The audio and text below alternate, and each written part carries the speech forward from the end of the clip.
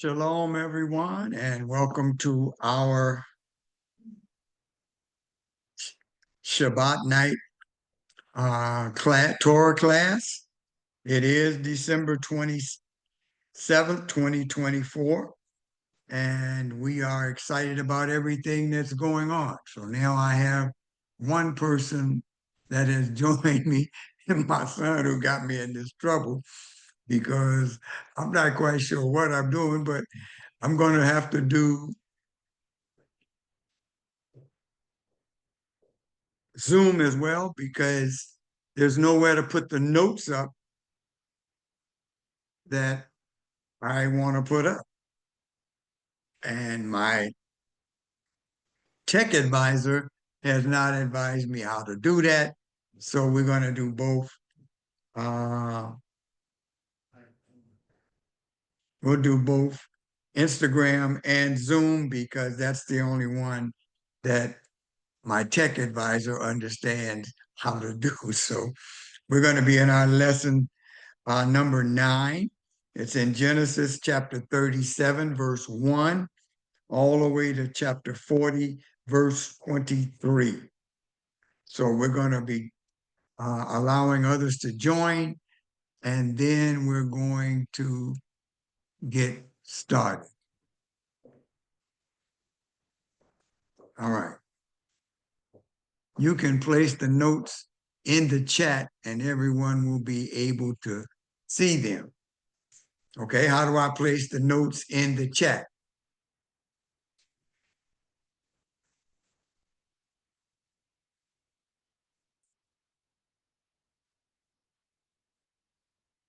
I see a plus. I guess that's chat.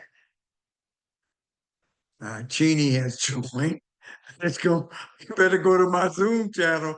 I don't know if we're gonna be able to do it on Instagram. You're not on Instagram. Type in where it says comments. No, I have 14 slides that are already on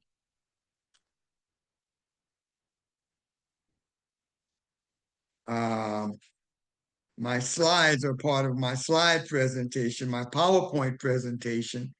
That is where the slides are demonstrated.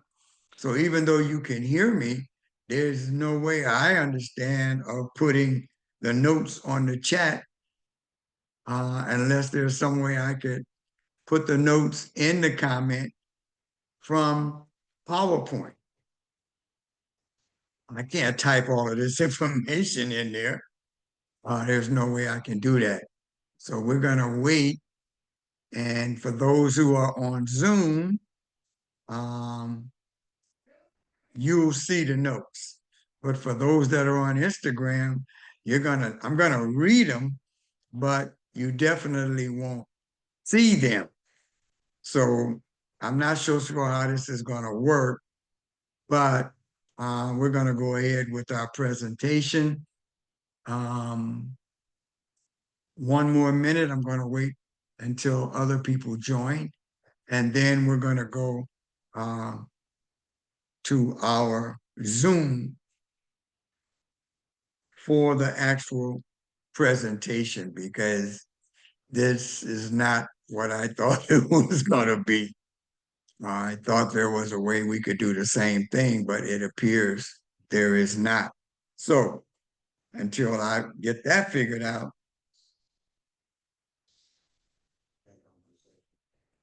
we're going to have to listen on Instagram, and you'll see the notes on our Zoom presentation. So with that, let us pray, and then we're going to get to our shared screen.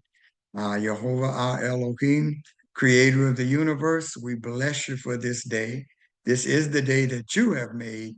We rejoice. We are glad in it. We thank you for this opportunity to study together on social media, both through Zoom and through Instagram. And we thank you for the Ruach HaKodesh, your Holy Spirit, that will come and guide us through this lesson, giving everyone that is a part of this presentation, information and understanding of the text in the book of Genesis, chapter 37 and 1 through chapter 40, verse 23. And the title of our lesson is Vayeishev. It's in the name of Yeshua HaMashiach. We pray this prayer. Man. All right. With that, I am going to post on my Zoom channel on my shared screen the notes for the class, and we will. So those of you who want to come in, this is great. Now my computer is low. So those who want to go on the Zoom channel, you have the Zoom ID and the passcode. So you should already have that. If you don't, then look back over your text for me and it will be there. So with that, I'm going to get to my slide presentation and begin our lesson.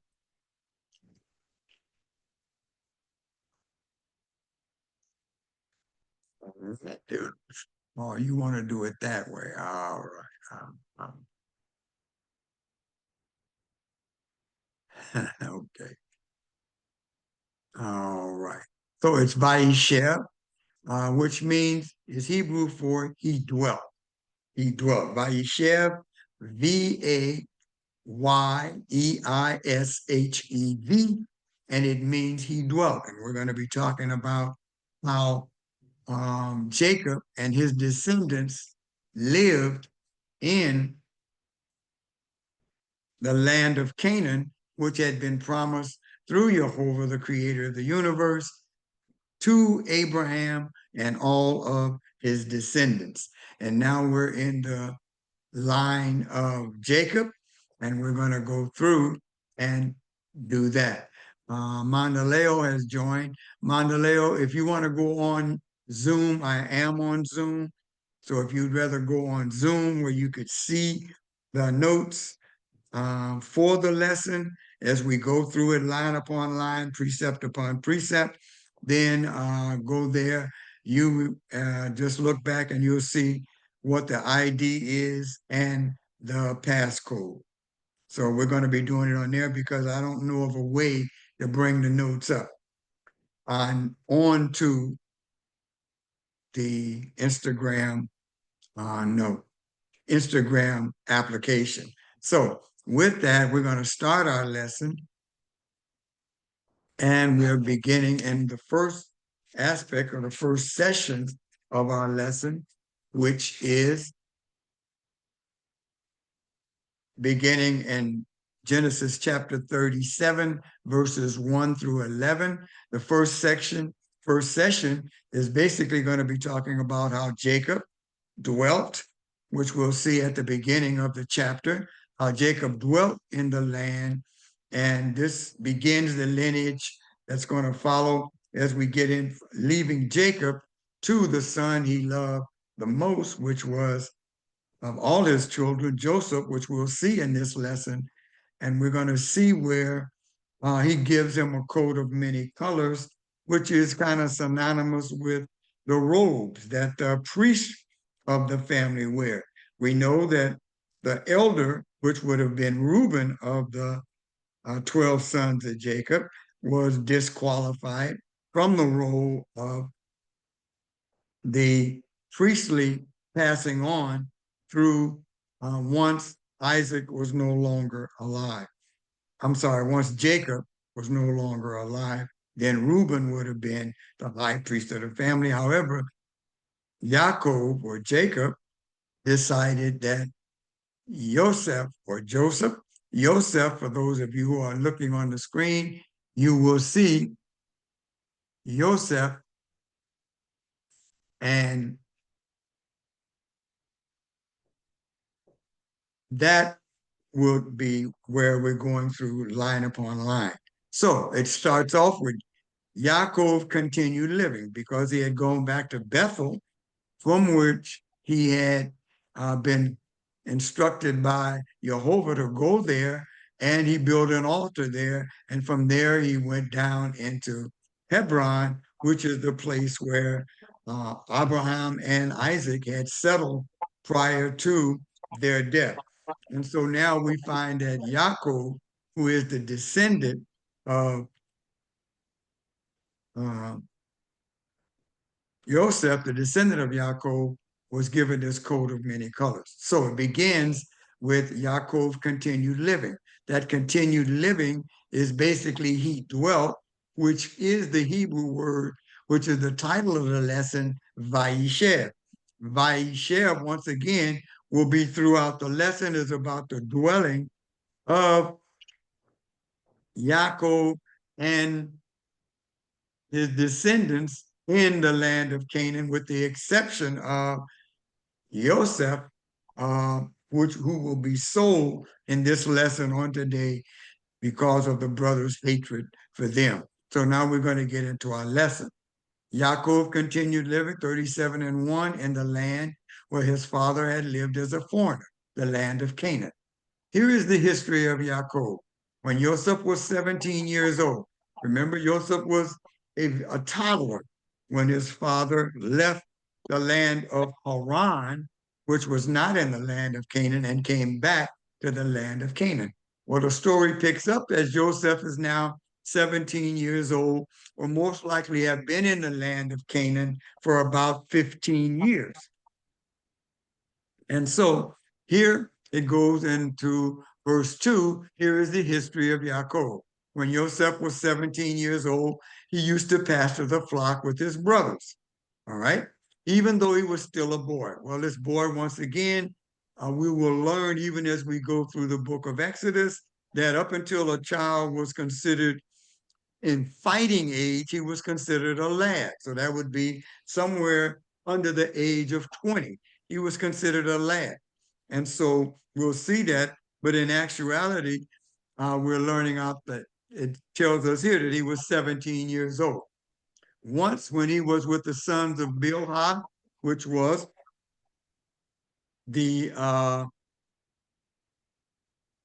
Rachel's servant girl, who's also a wife of that had two children by Yaakov, and the sons of Zilpah, who was Leah's maid servant, who also was married to Yaakov and had two sons, his father's wives. He brought a bad report about them to their father.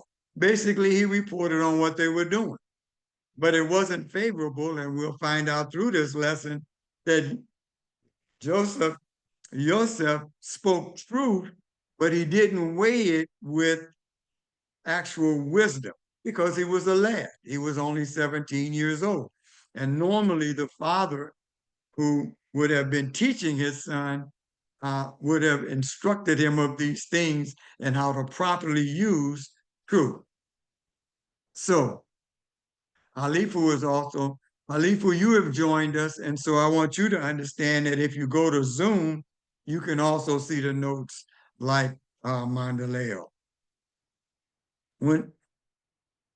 Now, Israel, verse 3, love Yosef the most of all his children because he was the son of his old age, and he made him a long sleeve robe. Once again, this robe would be something that the other brothers could consider was making him like the priestly leader of the family. When his brothers saw that their father loved him more than all his brothers, they began to hate him and reached the point where they couldn't even talk with him in a civil manner. Once again, these are things that normally a father would be instructing his children correctly, and they would be trying to pay attention to what is being said. But remember, all of these children, all of these 11 of his sons were born within a 14-year period. And so they were all close in age. And so this sibling rivalry comes about because they had four different mothers. So all of these are things that came about, and now they have a hatred for their younger, which would be the 11th child, 11th of the sons of Yaakov. Joseph had a dream, which he told his brothers. Once again, speaking in love and not wisdom, but telling his brothers what he had dreamed. And that made them hate him all the more. He said to them, listen, while I tell you about this dream of mine, we're going to see the power of dreams and how that affected the whole life of Joseph. We were tying up bundles of wheat in the field when suddenly my bundle got up by itself and stood upright. Then your bundles came, gathered around mine, and prostrated themselves before it. His brothers retorted, yes, you will certainly be our king. Ah, you'll do a great job of bossing us around. And they hated him still more for his dreams and for what he said. So we see the naivety of Joseph because then he had another dream. He went and told them that. Verse 9 says, he had another dream which he told his brothers. Here I had another dream. And there were the sun, moon, and the 11 stars prostrating themselves before me. So now he's saying sun, moon, basically meaning father, mother, moon, sun, father, moon, mother, and 11 stars. So these would be his brothers prostrating themselves before me. He told his father too, as well as his brothers, but his father rebuked him. What is this dream you have had? Do you really expect me, your mother? See, that's where you get the father, the mother, the sun, the moon, and your brothers to prostrate ourselves before you on the ground? His brothers were jealous of him, but his father kept the matter in mind. So this is going to complete the first little session that we want to talk about and see if you have any questions, because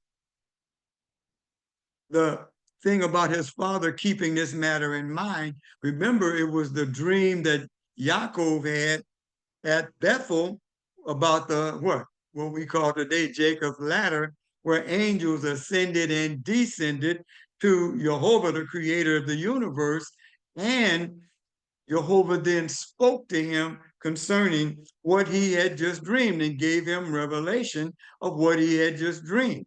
And so we see that Yaakov, even though he rebuked him for his own safety because he saw the lack of wisdom in revealing this to his brothers, but he kept the matter in mind because it symbolized to him a dream he had in Bethel when he was running from Esau. So with that, we're going to end our first section and get into the second session where Joseph's brothers, he's going to be sent to give a report on his brothers who have gone away to shepherd the flocks of the family.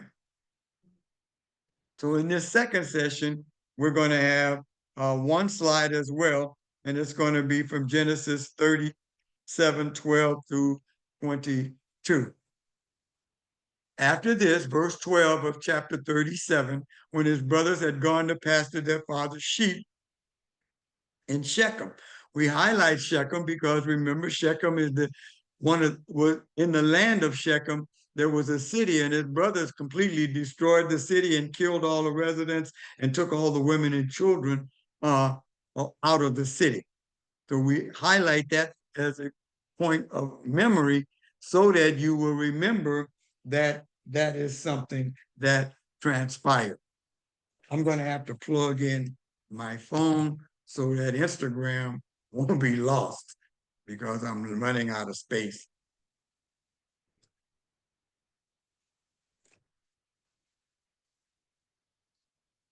Now what did I do? Let me go back to it. All right, so now here we are. All right, so I'm sorry, let's get back to chapter 12, verse 4. This is our second session in verses 12 through 22. On your brothers pasturing the sheep in Shechem, says Yaakov, come, I will send you to them. He answered, here I am. He said to him, Go now, meaning Jacob or Jacob. Go now, see whether things are going well with your brothers and with the sheep, and bring word back to me. So he sent him away from the Hebron Valley. Remember, that's where he was in Hebron. And he went to Shechem, where a man found him wandering around in the countryside. The man asked him, "What are you looking for?" Remember, Shechem, the city, had been destroyed. So now he asked him, "What are you looking for?" Joseph says, "I'm looking for my brothers." He answered, "Tell me, please, where are they pasturing the sheep?" The man said, "They've left here because I heard them say, 'Let's go to Dothan.'" Dothan, and Joseph went after his brothers and found them in Dothan.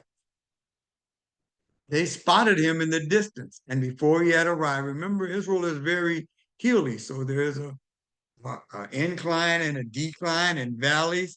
And so they could see him at a distance if he's in a valley-like situation, that they would see him.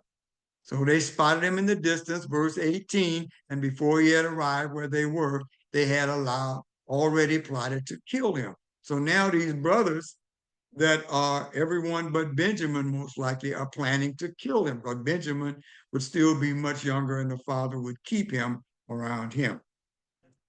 They said to each other, "Look, this dreamer is coming." So once again, this whole concept of dreaming is brought to bear in our lesson of Vayeishev. Then we'll say some wild animal devoured him. We'll see then what becomes of his dream. Again, we see dreams and the importance of it. And now they feel like if they kill him, they'll kill the dream as well, and they won't have to worry about it. Sister Linda, if you go on you're on Instagram, but if you go on Zoom, you'll see the notes for the class. I haven't figured out how to get those notes out in our Instagram presentation. So just go and use the regular ID and passcode for Zoom. But when Reuben heard this, he saved him from being destroyed by them. Remember, Reuben is the oldest. So he's probably close to 30 by now. He said, "We shouldn't take his life. Don't shed blood." Verse 22, Reuben added, "Throw him into this cistern here in the wilds, but don't lay hands on him yourself." A cistern would be a deep pit that they had made and sealed around, that when rain came, water could be stored there. But don't lay hands on him yourselves. They were planning to kill him. But Reuben says, "No, don't do that." And then it's revealed in the lesson that he intended to rescue him from them later and restore him to his father. Remember, Reuben had made the error of sleeping with Bilhah, which was the maid of Rachel. But when Rachel died, then Reuben sleeps with her to destroy any opportunity she would have of taking the place of his mother, Leah. So he intends to rescue him out of the pit when his brothers ain't looking, and take him back and present him to his father to get back in his good graces. So maybe he will get the blessing of the father as the firstborn. All right. So with that, we've just completed our second session, and we're going to go into our third session, which is going to deal with the end of chapter 37.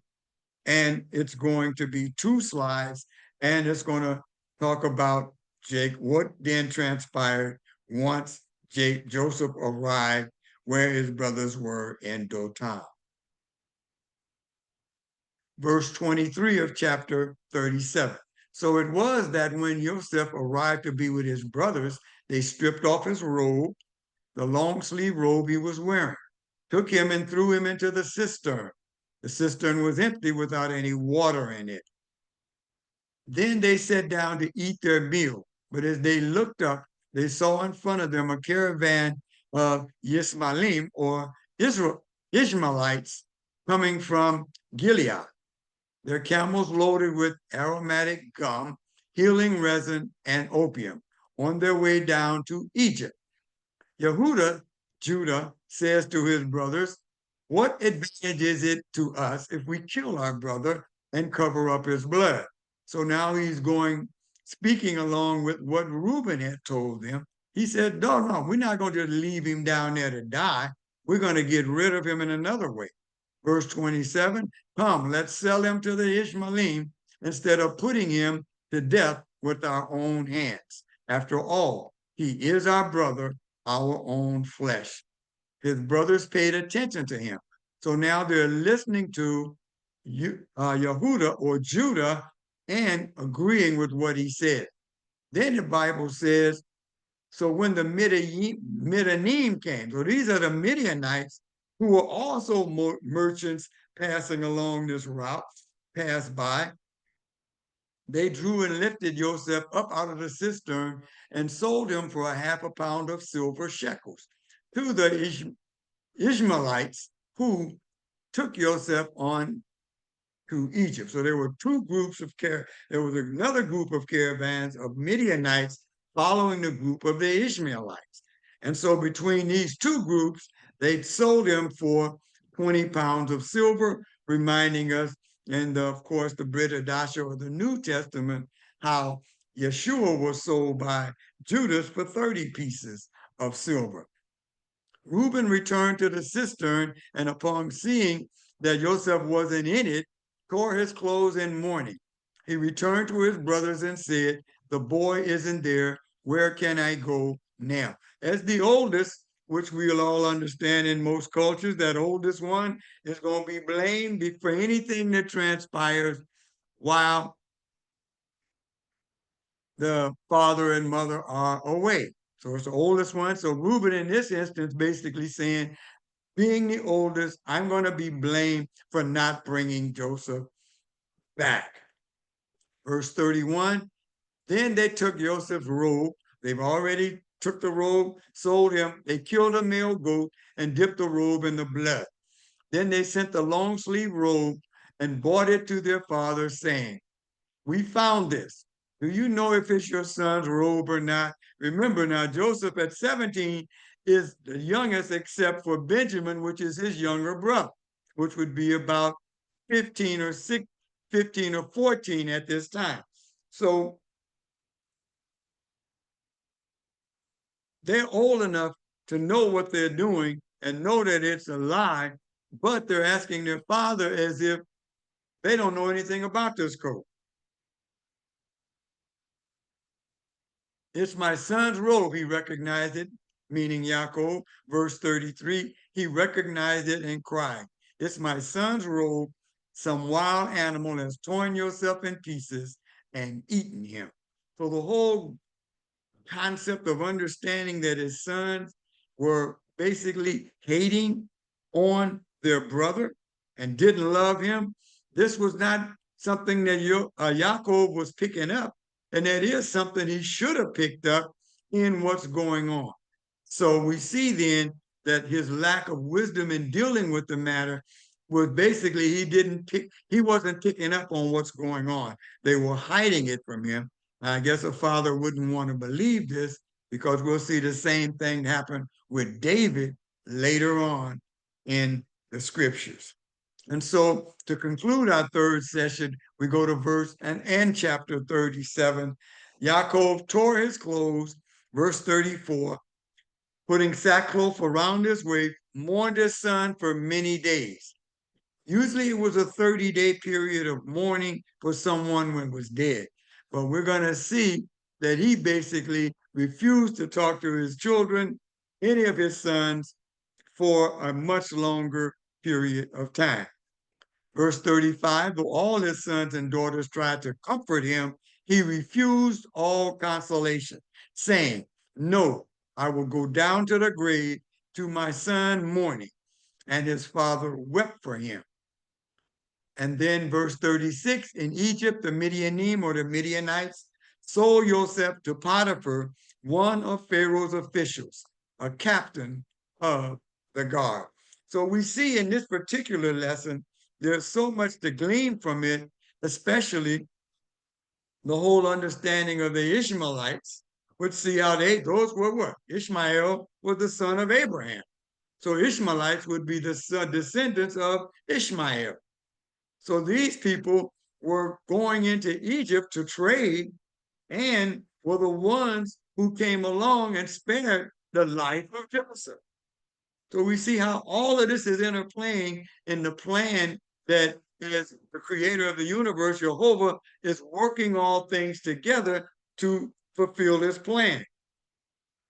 The boys were, of course, wrong for what they were trying to do, but Jehovah is going to use that for the purposes of his plan, which was to deliver the children of Israel out of the land of Egypt. And this using Joseph to bring them into Egypt. And so as we complete the third session, we'll see that if you looked on your notes, you would have seen that there were 22 years of mourning for Yaakov before he actually found out that Joseph was not dead, but was alive. So with that, we're going to go into our fourth session, which will introduce us to chapter 38, which is going to deal with the story concerning Judah. And basically, as we are introducing this section of chapter 38, Judah being the fourth of the children of Leah. Remember, there was Reuben, Simeon, Levi, and then Judah. Well, those first three had basically been what?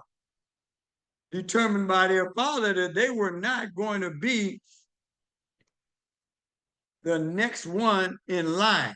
He had already determined it was going to be Joseph, but Judah then, and we're going to learn in chapter 38, the part he's going to play in before we get back to the story of Joseph. We're going to find out what, in fact, did Judah do that becomes a part of the plan of the creator of the universe to bring forth the Messiah, which Joseph is a symbolic meaning of. And so with that, we're going to get into chapter 38 and find out in our fourth session for the day about Judah, or his Hebrew name, Yehuda. It was at this time that Yehuda went off from his brothers and settled near a man named Hira, who was an Adulami, or of this people. Now, it is believed that Yehuda left them because he couldn't deal with what they had just done and the fact that they had lied like that to his father. And so then he goes away. But remember, as we're looking at this, it takes us away from the story, but it is connected to the lineage and how Joseph is like a proto of Yeshua HaMashiach. All right. And so, for this favored son. So, with that, let's get into this. It was at this time that he went off with his brothers and settled near a man named Hira, who was at Adullam.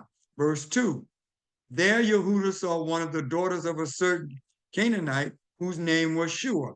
Don't deal with, there's going to be too much happening to deal with the fact that all of this happened at a time when Yehuda had left his brothers. Why? Because there's not enough time for him to have children and all of that. So he had already had participated in some parts of this story. There Yehuda saw one of the daughters of a certain Canaanite whose name was Shua, and he took her and slept with her. He conceived and had a son whom he named Er. She conceived again and had a son. She called him Onan. Then she conceived yet again and had a son whom she called Selah. He was in positive when she gave birth to him. So now she's having these sons, and she's doing it in a more rapid form than normally there's transpired. Usually there's a 3-year period between births of children, but she's having these in a period of 3 to 4 years. Yehuda, verse 6, took a wife for Er. So now you see how his son, Er, has grown up and is old enough to be married to a young woman. So now this all hasn't taken place in 3 or 4 years, which is pretty much the amount of time, a time period of maybe 10 years, 12 years for all of this to transpire. So some of these things are brought into the story just to get us to the understanding of Yehuda and the wife he took and what transpired. Verse 6, Yehuda took a wife for Er, his firstborn, and her name was Tamar. You'll see this name in Matthew chapter 1, verses 3 through 5, because she is going to be in the lineage of the Messiah. But Er, Yehuda's firstborn, was evil from Jehovah's perspective, so Jehovah killed him. This is what they believed, that when somebody died early, then the Lord wasn't pleased with him and took him out. Yehuda said to Onan, go and sleep with your brother's wife. Perform the duty of a husband's brother to her and preserve your brother's line of descent. This was the practices of the culture at that time to keep on the lineage of, especially this specific lineage, which is basically in the line of the lineage of Jacob or Yaakov.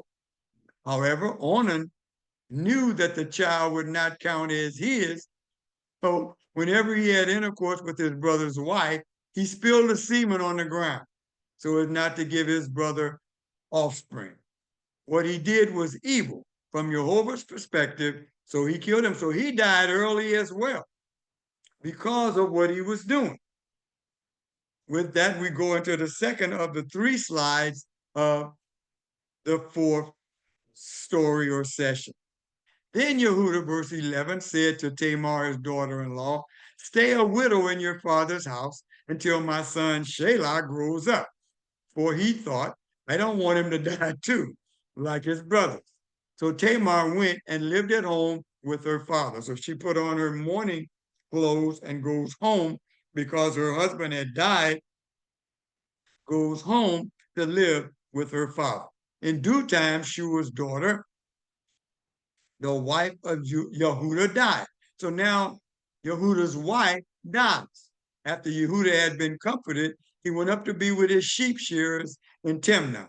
He and his friend Hira, the Adulami, or the Adumite. Tamar was told, your father-in-law has gone up to Timnah to shear his sheep. Remember, this was what? In due time. So a time had passed. This young man who was supposed to Shelah, when he grew up, time had passed. He'd grown up, but it didn't happen.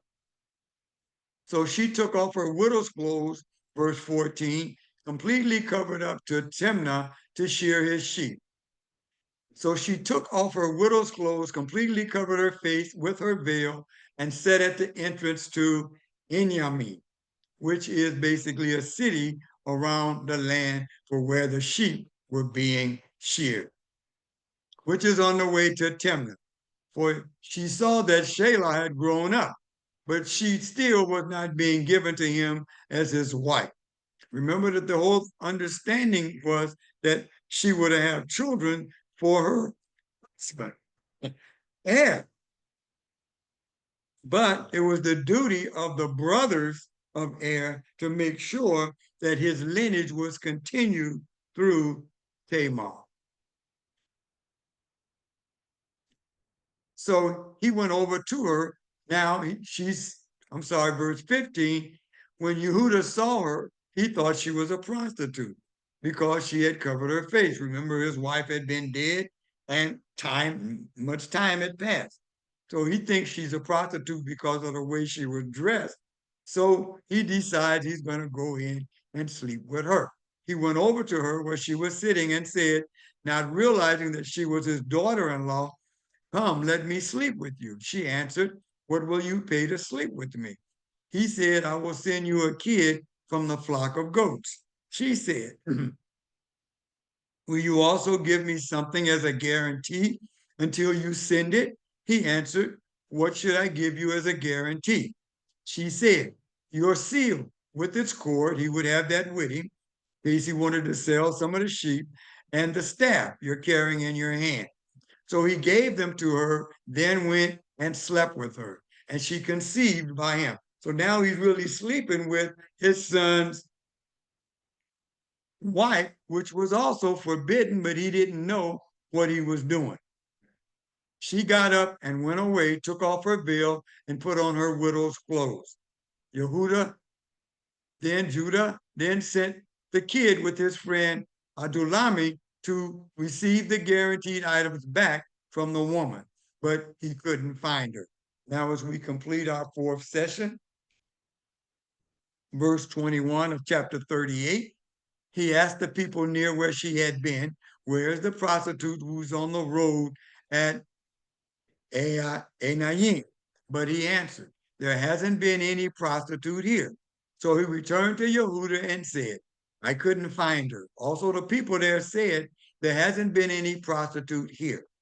So Yehuda said, all right, let her keep the things so that he won't be publicly shamed.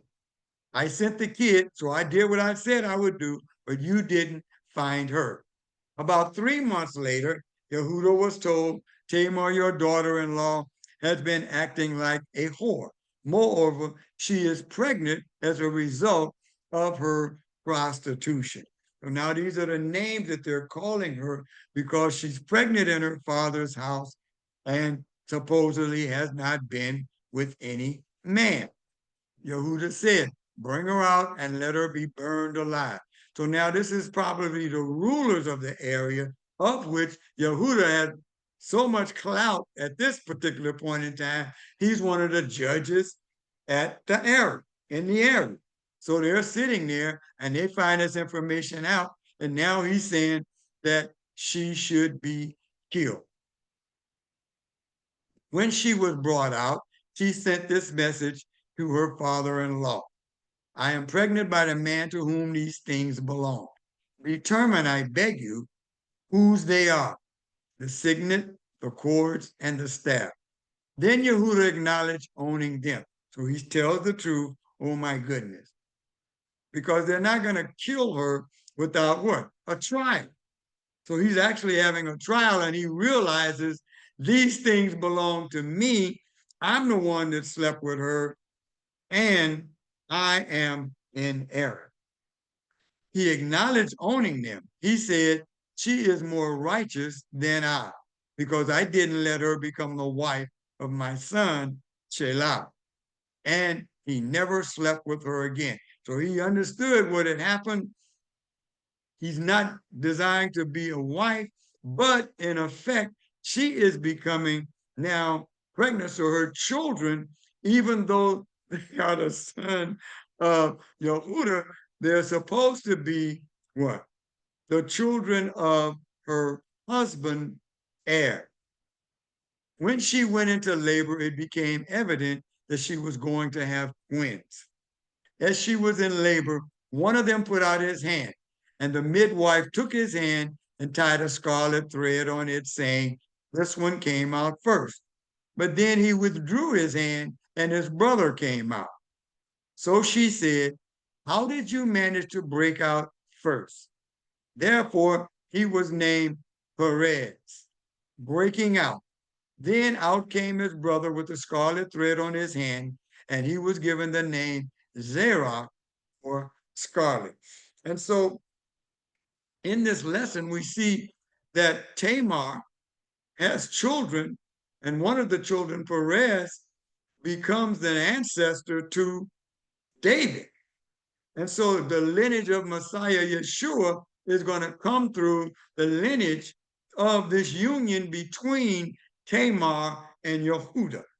And so we see that how Jehovah, the Creator, is working things together to fulfill the plan of this promised seed that was going to come to the children of Israel, that is going to be spoken of through the prophets and specifically Moses.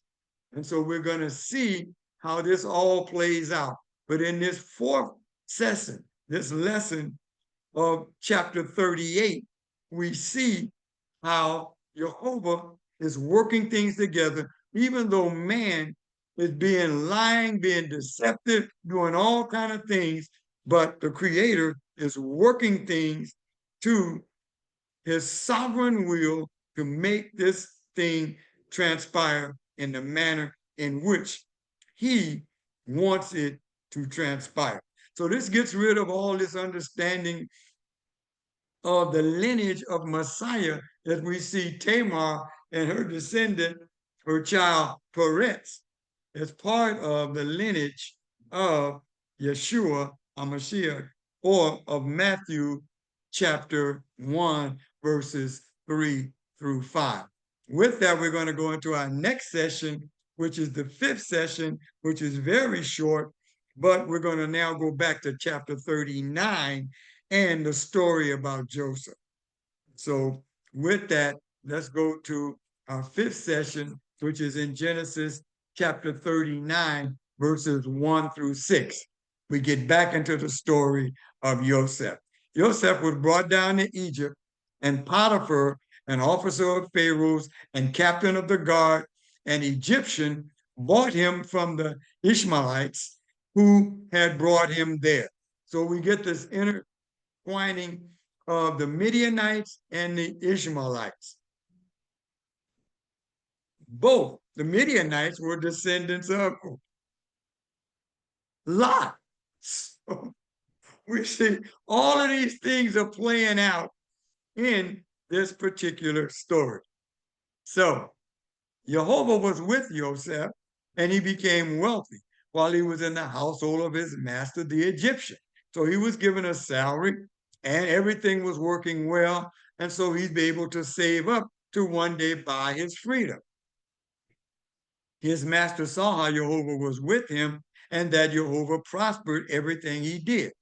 Joseph pleased him as he served him, and his master appointed him manager of his household, and he entrusted all of his possessions to Joseph. So now he sees that not in just one area, but in every area that Joseph touches, he becomes wealthy in whatever Joseph does, and he can entrust him with everything that he does. So we now see a connection between his father, Yaakov, whereas Jehovah, when he went into the land of Haran, prospered Laban in everything that happened, and told Joseph he was going to bring him back to an appointed place, and he was going to be with him. So now we see that even though Joseph is not necessarily speaking to Jehovah, Jehovah is still protecting him and being with him, and everything he does, he prospers. Verse 5, from the time he appointed him manager of his household and all his possessions, Jehovah blessed the Egyptian's household for Joseph's sake.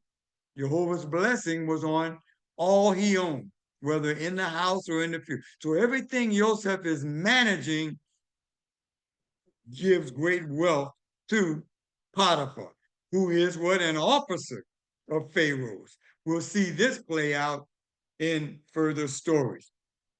So he left all his possessions in Joseph's care, and because he had him, he paid no attention to his affairs except for the food he ate. So he could spend all his time doing what Pharaoh would ask of him to do as one of his captains or heads over some branch of Pharaoh's government. So in our fifth session, we see the blessings of Jehovah doing the same thing for Joseph or Joseph that it did for Yaakov, Jacob. Jehovah is blessing them, and everything they touch brings on wealth. And their master, even though Laban trusted Yaakov, he noticed that everything Yaakov did for him, he grew more and more wealthy. Now we're going to go into our sixth session, which is a couple of more slides, and it's going to deal with Genesis chapter 39, verses 7 through 23, or we will basically complete chapter 39 and get ready for chapter 40, which will be in our seventh session. I don't see anything in the chat, so I don't see any questions, so we can keep going. As we continue with chapter 39, verse 7, in time, the day came when his master's wife took a look at Joseph and said, once again, in time. So time is passing by. It's not a day or two. These are years. Sleep with me. But he refused, saying to his master's wife, look, because my master has me, he doesn't know what's going on in this house. He has put all his possessions in my charge. In this house, I am his equal. He hasn't withheld anything from me except yourself. And you know, that doesn't belong to me, and I'm not enticed to be with you because you are his wife. How then could I do such a wicked thing and sin against Elohim? So now Joseph is trying to plead his case with her so that she will stop this, because this is something that's going on and on. Verse 10, but she kept pressing him day after day. Nevertheless, he didn't listen to her. He refused to sleep with her or even be with her. So he's not giving any inclination to her that this is going to happen. And he always tries to make sure that we call that what? Building a fence around ourselves so that those temptations will not affect us. So he's building a wall around himself when it comes to her, because in everything else, he's free to go about and do whatever he wants to do, because Jehovah is blessing him.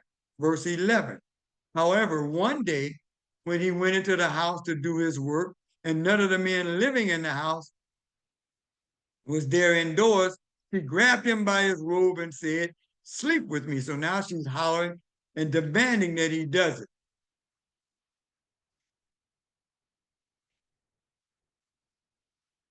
Look at this. When he saw that he had left his robe in her hand and had escaped, she called the men of her house and said to them. So now she's bringing in the men from the fields and wherever they were. Look at this. My husband brought in a Hebrew to make fools of us. He came in and wanted to sleep with me, but I yelled out loudly. When he heard me yelling like that, he left his robe with me and ran out. She put the robe aside until his master came home. Then she said to him, this Hebrew slave you bought us came in to make a fool of me. Man, this is so much like something that especially us as African Americans can understand, how these women can get us, not our women, but other folks can get you in trouble and get you lynched just on their word. We conclude this sixth session by going to verse 18. But when I yelled out, she tells her, Potiphar, he left his robe with me and fled outside. When his master heard what his wife said, as she showed him, here's what your slave did to me, he became furious. Joseph's master took him and put him in prison, in the place where the king's prisoners were kept. And there he was in the prison. So now this man listens to his wife and puts Joseph in prison. But it's interesting that he put him in a place that he had much clout and probably didn't believe her, but based on the culture, felt like this is what he had to do to show everyone they better not mess with his wife. She was out of bounds. And so he puts him in a prison where he has clout. Then in verse 21, it says, but Jehovah was with Joseph, showing him grace and giving him favor in the sight of the prison warden. So the warden of the prison, which Potiphar would be a captain over the whole prison system, puts Joseph in charge of everything. And the prison warden made Joseph supervisor of all the prisoners in the prison, so that whatever they did there, he was in charge of it. The prison warden paid no attention to anything. The same thing that happened with Potiphar that Joseph did. So Joseph was free, even though in prison, and he don't want to be there. He didn't want to be a slave in Potiphar's house, but the opportunity to pay his way out of prison is something that probably won't happen. So even though he has favor in prison, he's still in prison because Jehovah was with him, and whatever he did, Jehovah prospered. So now there's peace in the prison. Ain't nobody trying to get out. If anything is going down, Joseph is able to deal with it. So now the warden is in good standing. So he recognized, wow, this man is something. And so we see that in this story, how the Creator is prospering. And so in our lives, there are many times that the reason he might be in prison was to protect him from this woman who wants to spread so much venom about him that she probably would have had to have tried to get him killed. But in the prison, that is not going to happen because Potiphar, of course, knows the warden and is going to protect Joseph from his wife. So it shows that he kind of believed in what Joseph was saying, but had to show face to protect what the culture believed about something about this situation and not wanting to put his wife on the spot of lying. So with that, we're going to get ready to complete our lesson by going to chapter 40, verses 1 through 23, where we will end our lesson for today. I still don't see anything in the chat, so we will go on. Sometime later, once again, you see that. So there's time passing. So we're going to find out in our next lesson that Joseph basically spent about 10 years in prison. So when it says sometime later, it meant sometime later. As much as 7 years have passed already that he's been in prison for something he didn't do. But the favor of Jehovah is protecting him even in prison. Sometime later, it came about that the Egyptian king, which is Pharaoh's cupbearer and baker, gave offense to their lord, the king of Egypt. Pharaoh became angry with his two officers, the chief cupbearer and the chief baker. So basically believing that maybe something went down, somebody got sick, cupbearer bringing wine, baker responsible for all the food. Somebody may have tried to poison Pharaoh. So now he locks them up so he can investigate what had transpired. So he put them in custody in the house of the captain of the guard, in the prison, in the same place where Joseph was kept. The captain of the guard charged Joseph to be with them, and he became their attendant while they remained in prison. They're in prison, maybe going to get out, depending upon what Pharaoh finds out as he's investigating what had transpired. One night, the two of them, the king of Egypt's cupbearer and his baker in prison, both had dreams, and each dream with its own meaning.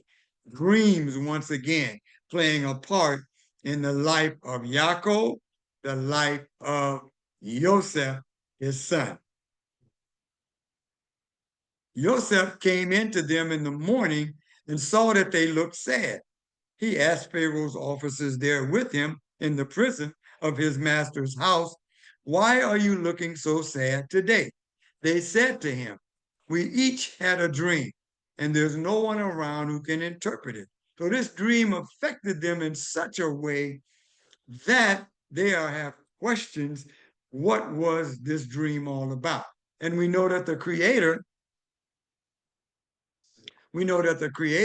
of the universe uses dreams in many instances to converse with our spirits. They said to him, verse 8, we each had a dream, and there's no one around who can interpret it. Yosef said to them, don't interpretations belong to Elohim? Tell it to me, please. Then the chief cupbearer told Yosef his dream. So the cupbearer does his first. In my dream, there in front of me was a vine, and the vine had 3 branches. Remember, this is the cupbearer. So he deals with wine and other intoxicating drinks. Anything that Pharaoh is going to drink would come through him. The vine had 3 branches. The branches budded. Then it suddenly began to blossom, and finally clusters of white grapes appeared. Pharaoh's cup was in my hand. So I took the grapes and pressed them into Pharaoh's cup and gave the cup to Pharaoh. Verse 12, Yosef said to him, here is the interpretation. The 3 branches are 3 days. Within 3 days, Pharaoh will lift up your head and restore you to your office. Obviously, he's going to find out that he was not guilty of anything in the instance of trying to poison him. You will be given Pharaoh his cup as you used to when you were his cupbearer. When? In 3 days.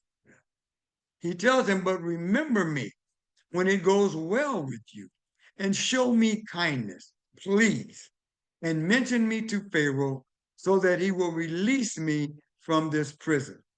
For the truth is that I was kidnapped from the land of the Hebrews, and here too I have done nothing wrong that would justify putting me in this dungeon.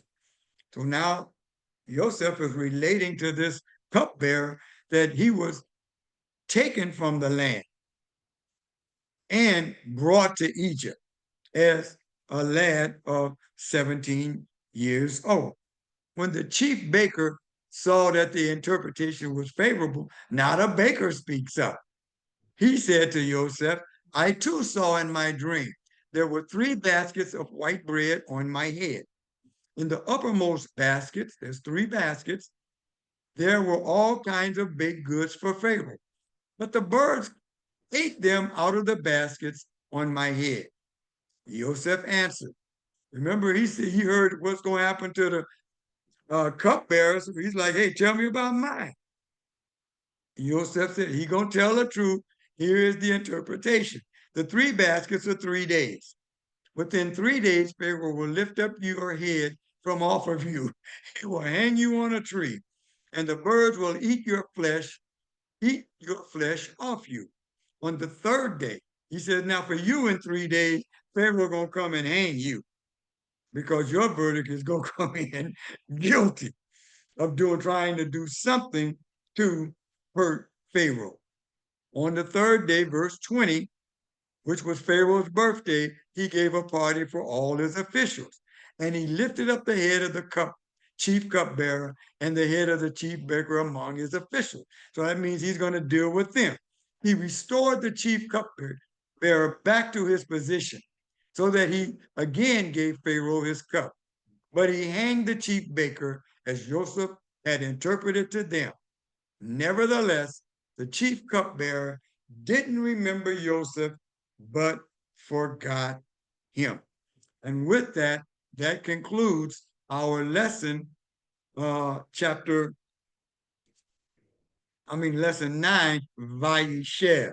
And we see that in dwelling in the land, we're getting to the lineage of the transferring of the story from Yaakov to his son, Yosef.